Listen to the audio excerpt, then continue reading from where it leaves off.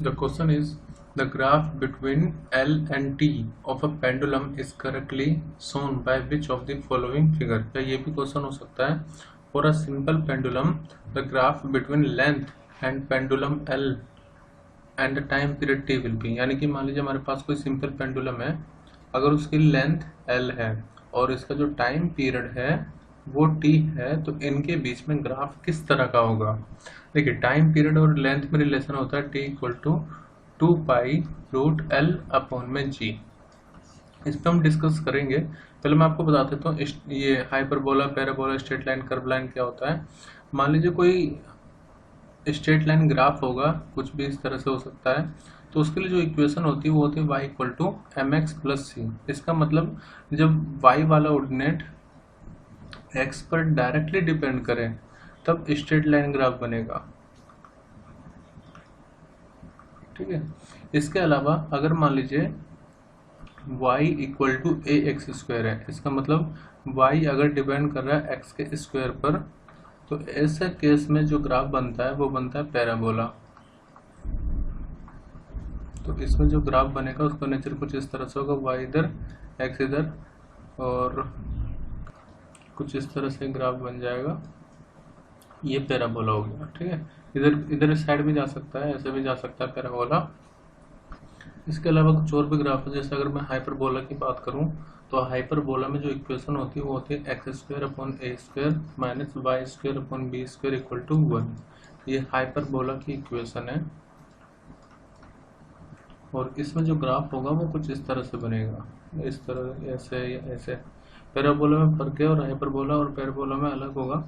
इसके अलावा अगर मान लीजिए इलिप्स होता है, आपने देखा होगा जो भी प्लैनेट्स होते हैं इलिप्टिकल पाथ में रिवॉल्व करते हैं सन के अराउंड, तो उनकी जो इक्वेशन होती है वो कुछ इस तरह से होती है, x square upon a square plus y square upon b square equal to 1। मतलब यहाँ पर माइनस है, यहाँ पर प्लस है, तो ये इलिप्स की इक्वेशन हो गई। अगर मान लीजिए इलिप्स की जगह सर्कल होता तो सर्कल के लिए इक्वेशन होती है x square plus y square equal to r square. ये वो सर्कल है जो ओरिजिन से जा रहा होगा, तब इस तरह का ग्राफ बनेगा। तो फिलहाल हमारे पास तो हाइपरबोला, पैराबोला, स्ट्रेट लाइन या कर्व लाइन है, इनमें से डिसाइड करते हैं कि कौन सा ग्राफ होगा। देखो, अगर मान लीजिए ग्राफ वो पूछते टी और यहाँ पर पूछा लेंथ के बीच में, टी एंड एल के बीच में, तो आप ये देखो टी और एल एक दूसरे पर कैसे डिपेंड कर रहे हैं। मैं इसको ऐसे लिख सकता हूँ, टी स्क्वायर इक्वल टू 4 पाई का स्क्वायर एल अपॉन में जी। ये मैंने क्यों करा, क्योंकि देखो यहाँ पर ग्राफ टी और एल के बीच में पूछा गया है, ना कि टी और रूट एल में। तो मैं यहाँ पर ले रहा हूँ टाइम और यहाँ पर ले रहा हूँ एल। तो आप ये देखो एल डायरेक्टली डिपेंड कर रहा है टी के स्क्वायर पर, तो ये भी कह सकते हैं कि जो टी है वो रूट एल पर डिपेंड कर रहा है। तो बात एक ही है दोनों की।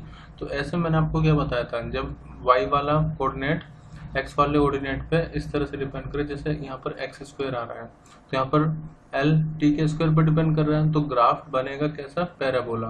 आंसर तो होगा पैराबोला। लेकिन मैंने यहाँ पर इस तरह से ग्राफ बनाया कि मतलब नीचे से ऊपर जा रहा है, तो देखो स्ट्रेट लाइन तो होगा नहीं, ये भी नहीं होगा। ये जो ग्राफ है ना ये वाला, ये तब जब बनता है जब y इनवर्सली x पर डिपेंड कर रहा हो, तब इस तरह का ग्राफ आता है ऐसे नीचे की तरफ। तो यहाँ पर ये भी ग्राफ करेक्ट नहीं है, तो ये ऑप्शन बी करेक्ट होगा, ये पैराबोला को रिप्रेजेंट कर रहा है। तो ग्राफ होगा कुछ इस तरह। इसी क्वेश्चन को एक और तरीके से पूछा जा सकता था कि ग्राफ बताओ टी स्क्वायर और एल के बीच में कैसा ग्राफ होगा, टी स्क्वायर और एल के बीच में। ध्यान रखना, ये जो ग्राफ हमने प्लॉट किया है ये टी और एल के बीच में है। अगर पूछता है टी स्क्वायर और एल के बीच में, तो आप ये देखो टी स्क्वायर डायरेक्टली एल पर डिपेंड कर रहा है, टी स्क्वायर डायरेक्टली एल पर डिपेंड कर रहा है। तो अगर मैं यहाँ पर टी की जगह टी स्क्वायर लूँ और यहाँ पर लेंथ लूँ, तब ये स्ट्रेट लाइन ग्राफ आएगा इस तरह से। यहाँ पर अगर टी ले रहे हो तो पैराबोला, टी स्क्वायर ले रहे हो तो स्ट्रेट लाइन, क्योंकि टी स्क्वायर को हमने फिर वाई मान लिया है, जबकि यहाँ पर वाई क्या था, टी था। तो इसलिए जब टी स्क्वायर होगा वाई एक्सिस पर तो स्ट्रेट लाइन होगा, और जब टी और एल के बीच में ग्राफ बनाओगे तो तब पैराबोला होगा। इसका विशेष ध्यान रखना।